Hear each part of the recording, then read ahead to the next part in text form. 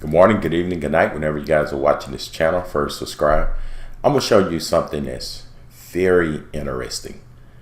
This little town right here is called Eagle Pass, Texas. It's right on the border of Mexico. I'm going to zoom in so you can look at it.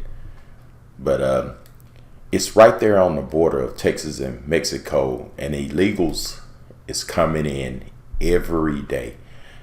Okay, you got people filming this, so it is real. It's not only on Fox News or CNN, but you got residents sitting out there filming this stuff that's going on. You see right there, right on the border.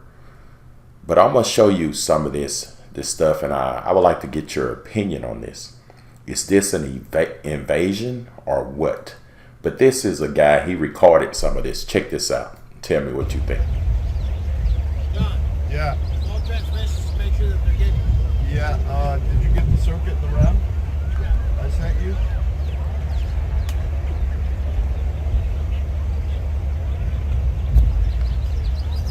That dude in the middle of the... And this happening the every day. coyotes are in the middle.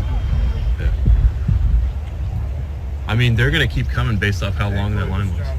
That dude in the back has a cell phone. Yeah. There's no border patrol. Yep. All right, thank you. This is going to set our all-time record. I mean,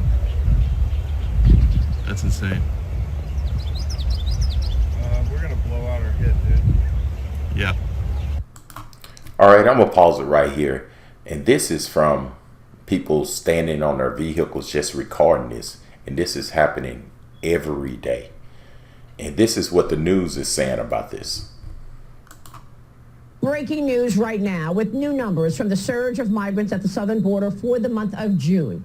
This Fox News drone video shows between 400 and 500 migrants, predominantly from Venezuela and Cuba, crossing into Eagle Pass, Texas on Wednesday.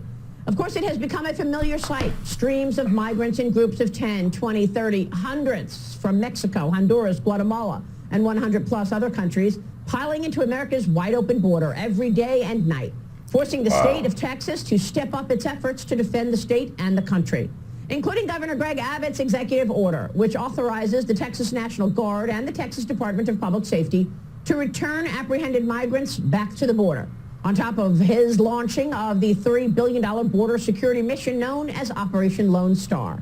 The impact of this wide open border, from human trafficking to death and illicit drug trafficking, has sparked a number of Texas counties to declare this literally an invasion of America. Governor Greg Abbott joins me right now. Governor, it's good to see you this morning. Thank you so much for being here. My pleasure. Thank you, Maria. Is this an invasion?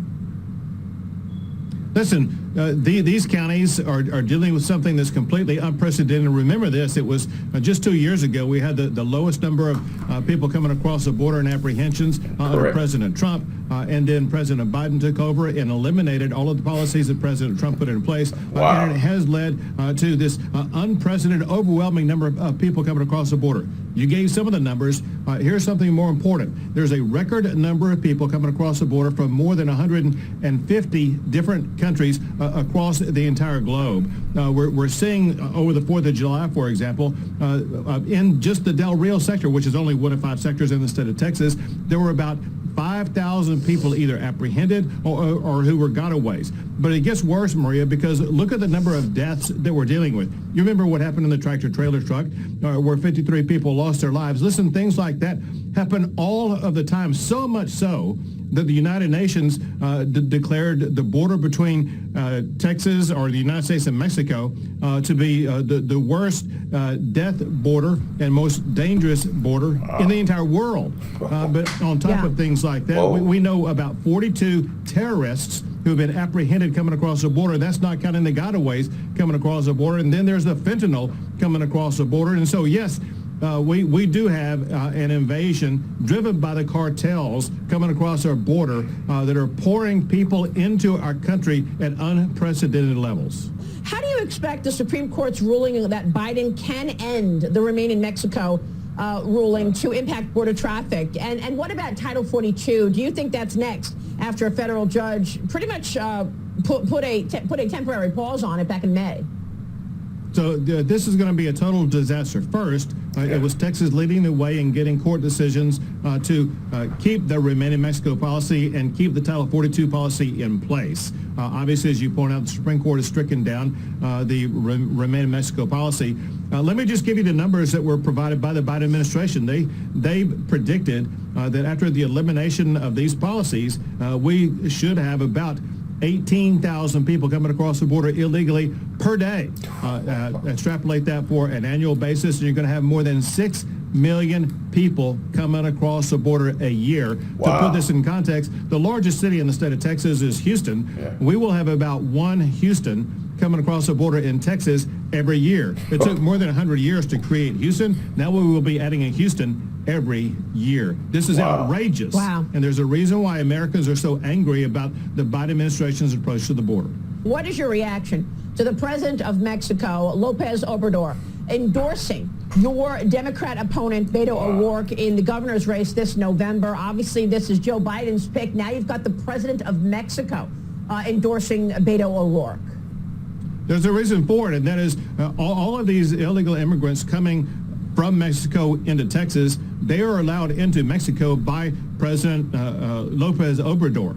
And they're coming from countries across the entire world. For one, President Lopez Obrador, he could keep them out of Mexico if he wanted to, but he does not want to. He wants to funnel them into the state of Texas. Maria, can you imagine anything worse in the United States of America than having Lopez Obrador working with Joe Biden, working with Beto O'Rourke, those three with the open border policies? My fellow Americans, it would be a disaster, a crushing disaster from which we may never recover if Beto O'Rourke were working hand in hand with Joe Biden and the president of Mexico on open border policies in the state of Texas. It would destroy our country.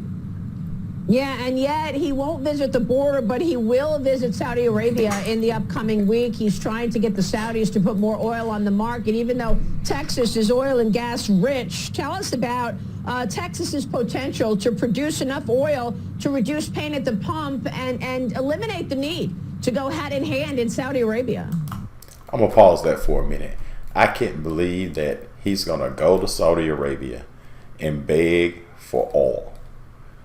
We helped Saudi to get their oil back maybe 50, 60 years. And we got as much oil as Saudi do here in the States. And yet we're not drilling, we're not building pipelines, canceled the Keystone pipeline. Now we're going to Saudi to beg for oil. Wow. I mean, it's so embarrassing and so two-faced by the Biden administration, going off to Saudi Arabia, begging for them to produce more oil when we have the oil right here in the state of Texas. Texas is one of the, if not the most prolific producer of oil in the entire world. And all we need is the permits from the Biden administration, the authorization to build more refineries. We could be producing the gasoline that would lower price at the pump if the Biden administration would unleash the American oil and gas ingenuity, and we could produce all the oil that we need. And get this, as you probably know, President Biden took oil from the federal strategic oil reserves and shipped it to other countries across the globe as opposed to keeping it into the United States and refining it here and turning it into gasoline.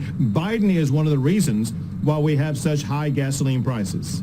All right, thanks for watching. Subscribe to my channel. And I would like for you guys to leave comments and tell me what you think. All right, have a great day.